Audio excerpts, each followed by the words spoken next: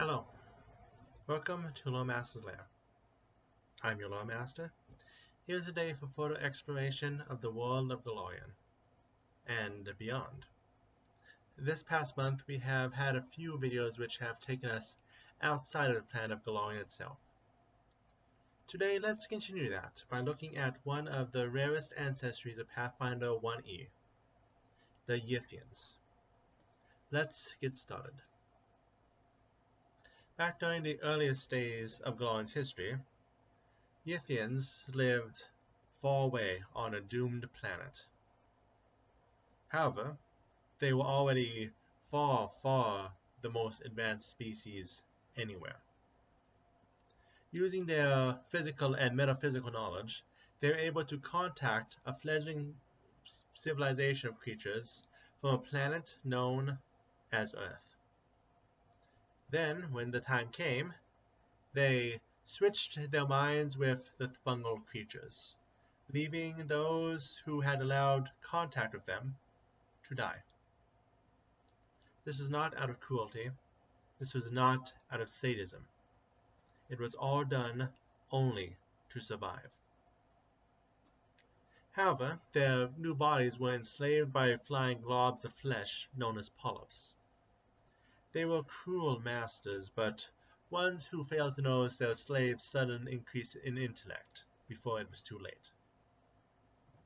After patient observation and planning, the Yithians managed to exterminate and seal their enemies, with some conditions of course. As Yithian studies of the future would show, the imprisoned polyps would one day escape.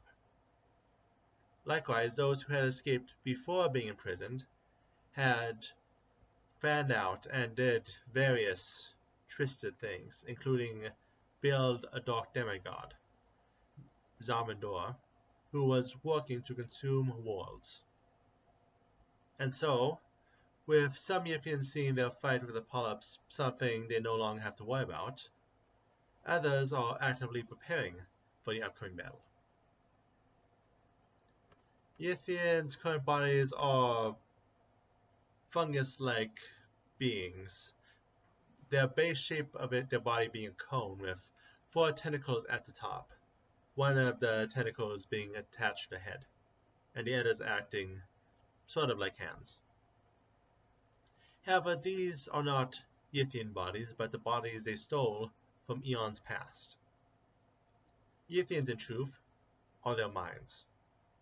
Because of this, Yithians tend to invade the bodies of others, allowing Yithians to explore while their fellows see what they can learn from their visitor in his new body.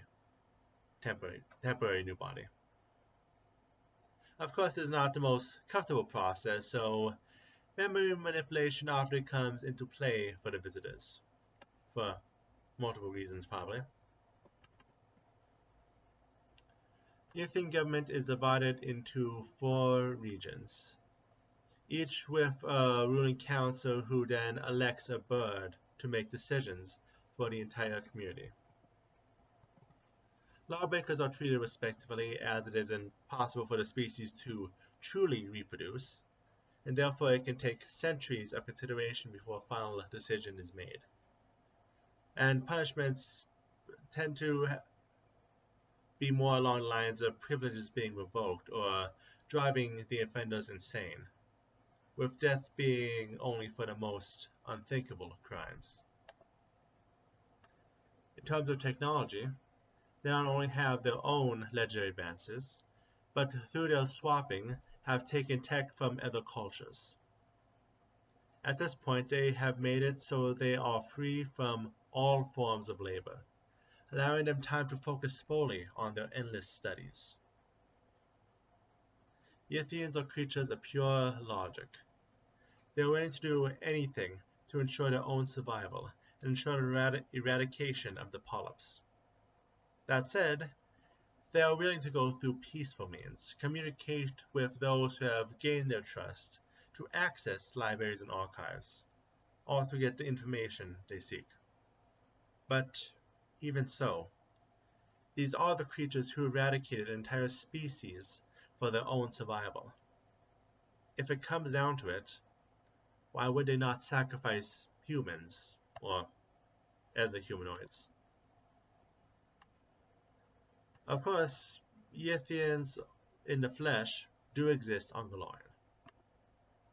An entire city, Kothokis, chased the polyps who had escaped to the next target, Golarion, in exchange for driving most or all, most likely all, of the elder Yithians who caused the transportation insane.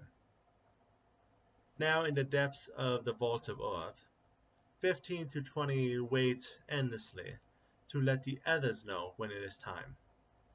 Outside of that, minds are periodically taken over to create a network, and they wait patiently, find treasures like what can be found in the hidden tech of Numerian, take notes on creatures like Samson in Ziha, all waiting for the day of the battle against the polyps. And that brings us to the end of today's video. Kind of a short one, but only so much we know about these creatures Pathfinder-wise.